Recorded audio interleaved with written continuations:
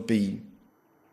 Le thème de la colonisation s'est invité aujourd'hui dans la campagne et c'est Emmanuel Macron qui a secoué la classe politique en qualifiant la colonisation française de crime contre l'humanité. Les mots sont forts. Ils ont choqué la communauté pied-noir, mais le candidat assume ce soir et revendique un discours de vérité sur l'Algérie. Daniel Sportiello. C'est la phrase qui déclenche la polémique.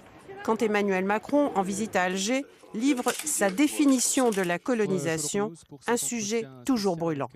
C'est un crime contre l'humanité, c'est une vraie barbarie. Et ça fait partie de ce passé que nous devons regarder en face, en présentant aussi nos excuses à l'égard de celles et ceux vers lesquels nous avons commis ces gestes.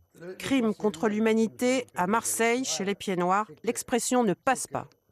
Cette colère de voir que l'on nous met toujours à cette sauce de repentance et avec des termes qui sont très forts. Et ça, je ne l'accepte pas.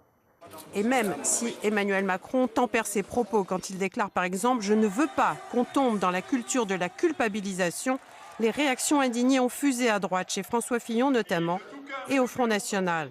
D'où sa contre-attaque aujourd'hui. Dans une vidéo sur son site internet, il accuse ses adversaires d'instrumentaliser ses propos.